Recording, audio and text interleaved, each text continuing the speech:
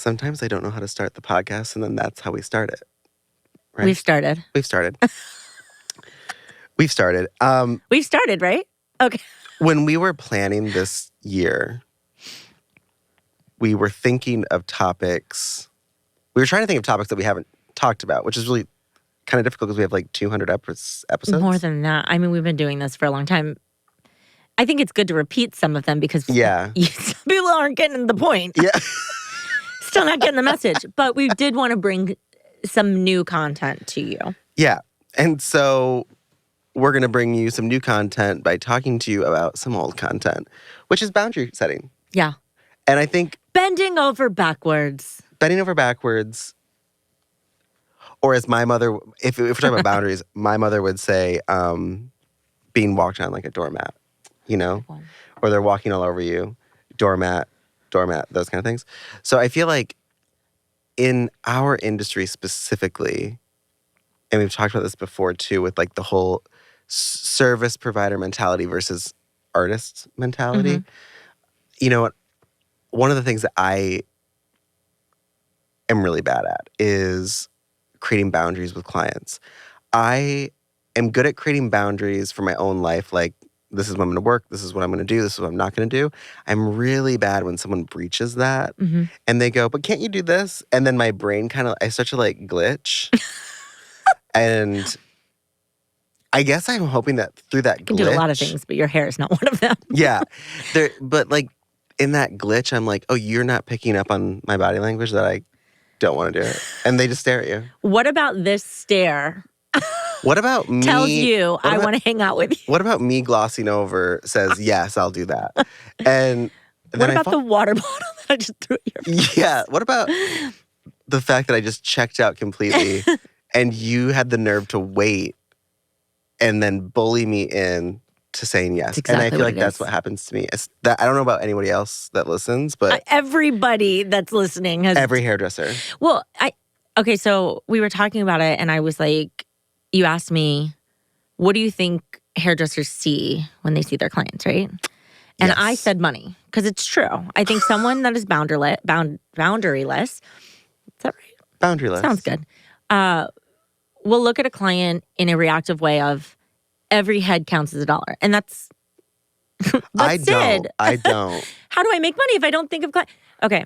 And you don't want to think of them like, oh, I want to save a life of Cyd passion. records this podcast as if she's having a conversation with a listener. I know. I'm not. Got it. Now I got it. Now I see it. You're not here anymore. I'm talking to them. Got it. Or them. Or them. Basically, that's what I think. I think when you are constantly in a place of, I see every client as a $, you are lacking in boundaries because everything that you're doing is, I need to take as many clients as possible to fill up this bank account. Versus, what would be the verses? Well, I think there's many verses. But the main one. The way that I see it is I'm one of those people that I don't see it as $signs, but that's also kind of the problem, like you're saying. I see it as like another person I have to take care of. A lot of people feel that way too. It's like here's resentful. Another person. I gotta do this wants something from me for this amount, and they're gonna want to argue about how much it. Like that's Even if that is not true, that is where my reactive system puts me. Well, I think the verses that I was saying, and this is what we teach in our program, is charging an appropriate amount to live in a matching way to what you've invested in your career, so that every client now becomes fun and exciting and fulfilling. It's like, and you have the money is just the result of it. I don't think people realize that if you just charge the amount that you need, which is the appropriate amount. We're not even gonna go into the fact that our industry has not raised hairdressing prices for the last 20 plus years properly. We're not gonna go into the fact that inflation has not been put in and considered in the salon industry. We're not going to consider it even talking about how men pay less than half the price of women to get their hair done. What we are going to talk about is that if you just charged an appropriate amount, and when everyone listening has their own version of that, just I'm so you know, sure a number popped in their it's head. the number that you are too afraid to charge. Yeah. That's the appropriate amount. If you were to do that and finalize that for yourself, you would never have to think about money again. You could really just deal with the person where they are. And there's relief, there's confidence, there's planning, there's preparation because you know what your income is going to look like. Right. Without being like, I need to add on. I need to do this. I need to make sure every client this week gets a hand massage or a scalp massage or a treatment. It's like, if you can't tell, we worked for Aveda. it's like, no. Where we were required to touch people up to 6 times. Yeah. You shake their hand, give them a hug. Is that one of them? I don't remember. Shake their hand, give them a hug. Hand massage, scalp massage, goodbye. Shoulders, and goodbye. Yeah. 6 reasons to touch someone. I wonder if they've revamped that. I'm sure. Since Me Too. And COVID. And no, just Me Too. Yeah. They didn't care about COVID, I'm sure. I think that what people don't understand is that the fear about talking about money is, especially for hairdressers, is because you don't know how much you should charge. And so you have a pricing menu, which I've seen some of y'all's pricing menus, and they're horrific. There's so many options. There's so many. And then you have a haircut's this, but a haircut's this if you do this with it. And the thing we're trying to teach people is that all of these boundaryless forms of charging for the services that you are doing on people, all the lack of boundaries there are all going to eat away at you into thinking, I should not do this career. Yeah. I should go into nursing, which is for some reason what every hairdresser does. I mean, or real estate now. Like or a lot of people go into real estate, which is another reason when people are like, there's a recession. People are buying houses left and right. If anything, we should be real estate agents. But what's funny is like, they're in a career where they have to set their own price and do. But you're going to go into real estate where you're dealing with even more money and more commissions and more.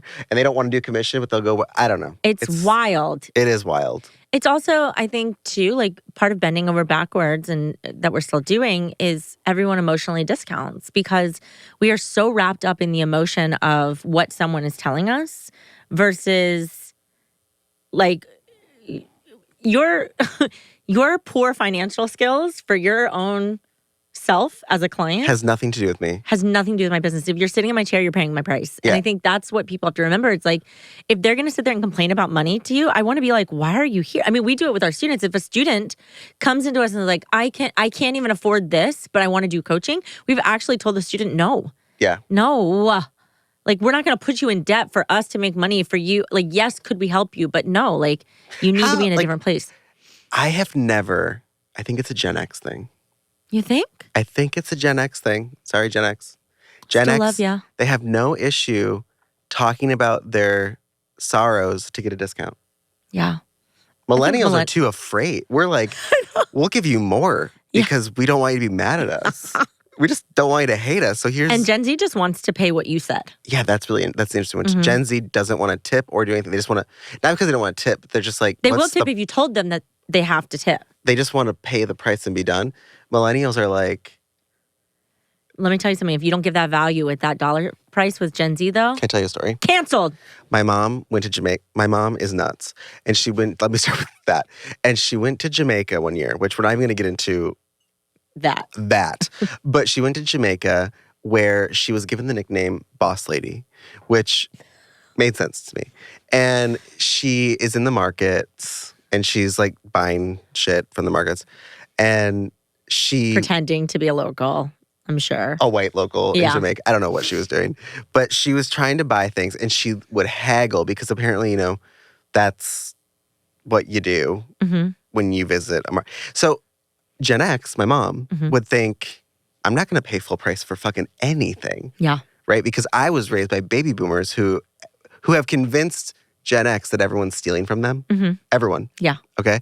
So then... everything is a scam. So then millennials had to like make up for their crazy parents. Yeah. And then you have to say, Mom, you know, the people that you're buying from in Jamaica don't make a lot of money doing this. And you, as a white person being here with more money, should probably spend at least the exact amount. And there's different currencies. Like, yeah, you know like, what I mean? Like, spend the exact amount on what it is. And so then you have a whole generation of millennials that are like, I would never ask for a discount. I would never do that.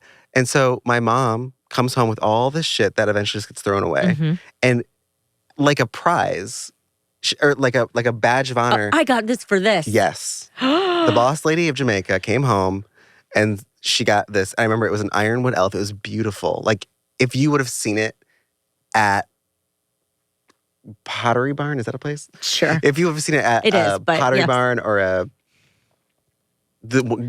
Creighton West Barrel, Elm. West Elm. If you would have seen it, you would have spent at least $200 on Mm-hmm. it. She's like, I got this for $20. It cost her more to get it home. And I'm just like, but generationally speaking, if I was at a market and I saw something that I wanted, I would ask how much it was, and then I would pay exactly what the person said. Yeah. Yeah.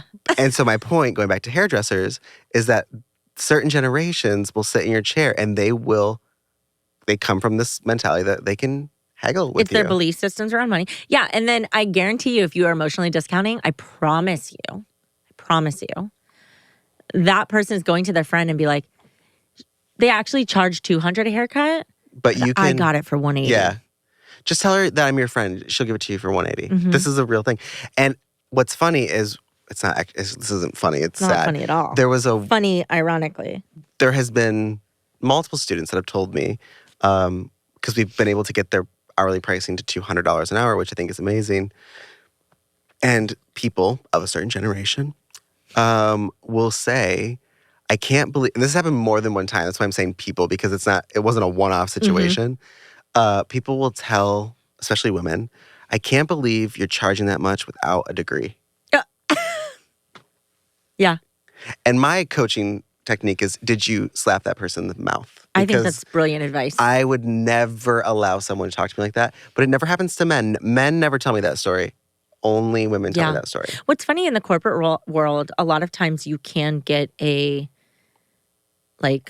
first level position without a degree, like just a high Mm-hmm. school diploma or, and you go through whatever the business is through certifications, time spent there as an employee, and then eventually you could, without having a degree. Well, I'm going to be honest. Because it's experience. Most people that I know that have a degree make less money than me, and I don't have a degree. Yeah. Yeah. Trade's where it's at, for sure. Also, most people that I know that have a degree don't use it. Mm-hmm. My brother has a degree in social science, and he's an app developer. Yeah. My wife's a math major. Yeah. She's still in school to be a doctor. We still make more money than her. Yeah, I'm like, be a student forever. But there's this level of hairdressers just now, and I said this yesterday, because of the advent of social media, specifically Instagram, hairdressers are finally coming to this almost like celebrity-like status. Yeah. They're not being known for that they do everything. It's not like the old school salons where it was a one-stop shop. I remember growing up in the hair industry, you would get your hair done, your nails done, your waxing done, and as a hairdresser, you had to do everything. It was gross.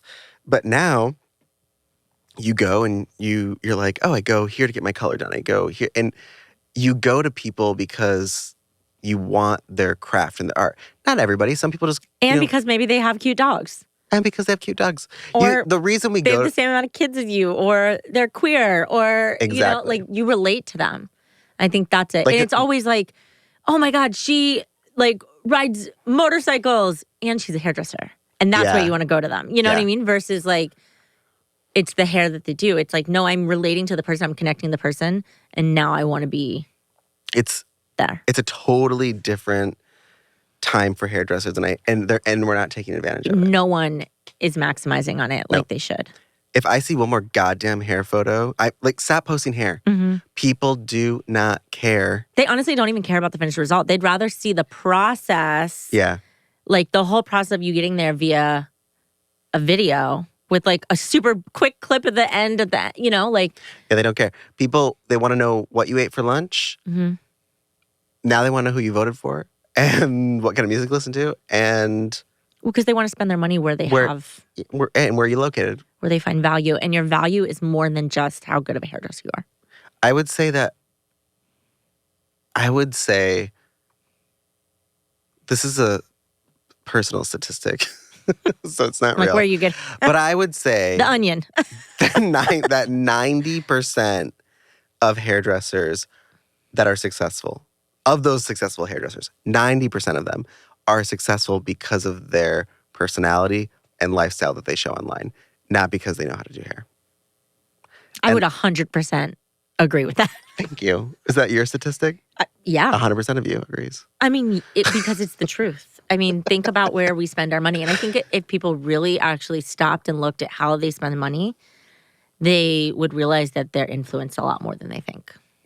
I'm not one of those people because everyone told me to stop spending money on Uber or Lyft or something because of something they did. And I was like, no. I have no idea. I don't have a car to get, I need to get places. People are like, you should stop using Amazon. I'm like, no. It's convenient. Yeah. You should stop using plastic. No, I'm going to use plastic straws. Yes, that's right, everyone. I use plastic straws. And I'm not ashamed. Whatever you want to throw at me. You do? My email's David at Destroy The Hairdresser.